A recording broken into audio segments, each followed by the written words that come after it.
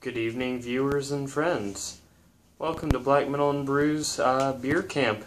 This is the third installment of our Beer Camp series, in which I'm pairing the Sierra Nevada Beer Camp box with different artists from the Colloquial Sound Recordings roster.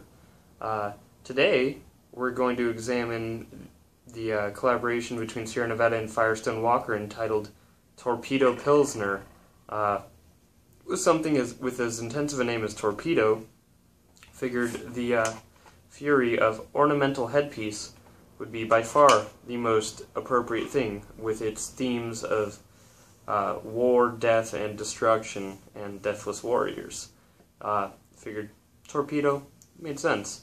I'm going to assume this is involved to some degree with the Torpedo IPA that Sierra Nevada normally runs, but I haven't tried this yet, so we, collectively, are about to find out. You can see this cassette is pink, very pink. Really betrays what is contained within.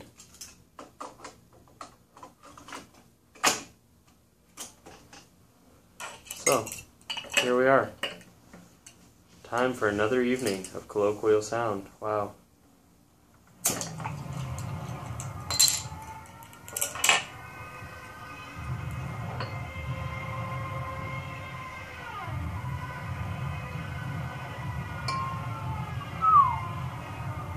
You can tell I don't often use this glass, and that's alright. I'll admit that Pilsners in general are not as much my thing.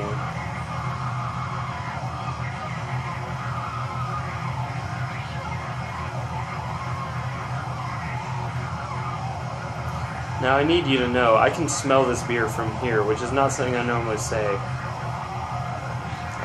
It's pretty intense. So,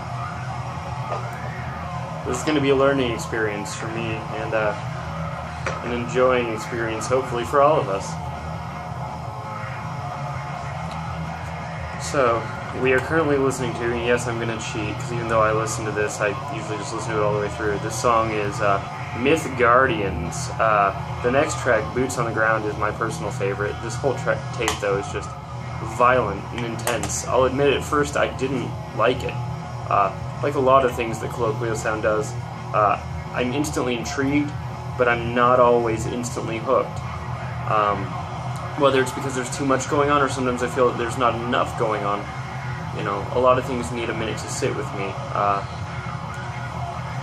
Similarly, it looks like this beer's going to need a minute to sit before that just massive head diminishes. You can see through this beer practically. I can almost see the camera. Hello. You can see just how transparent, translucent, what have you it is. This head again it's going nowhere. I've never had any beers from Firestone Walker. This smells a lot like a lot of American lagers that you can buy at, you know, in a 24-pack or something at your local baseball stadium for way too much money. But we'll see. I'm still holding out hope here that this will be exciting and new. There's definitely the bit of a like, sweet cracker bread smell that you get from some beers like this. There's also the light floral element, because this is a hoppier take on a Pilsner, allegedly. We'll see.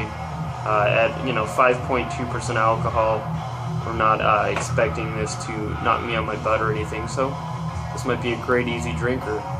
Given that it comes in a 12-pack with a bunch of other beers, though, the desire to have more than one may not be fulfilled, even if this does require that.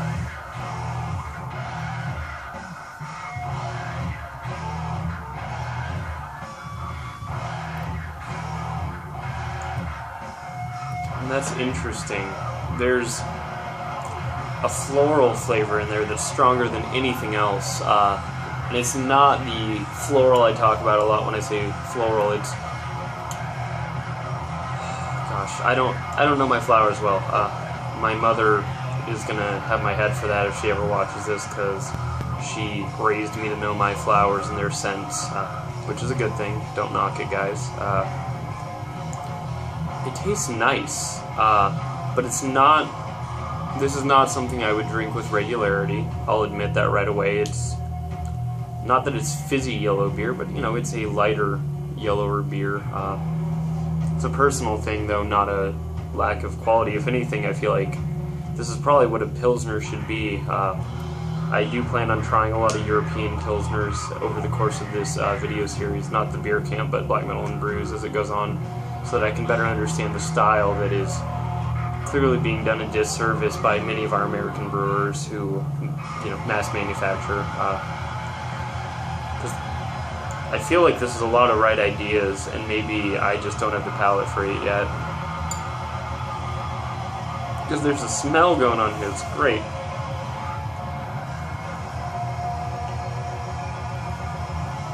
And, wow, that tasted, yeah, I mean, it's not bad. It's just not winning me over entirely.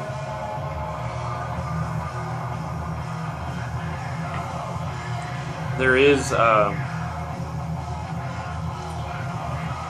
a slightly strange aftertaste to it, which again, I'm probably just not identifying all the Pilsner traits. Overall, though,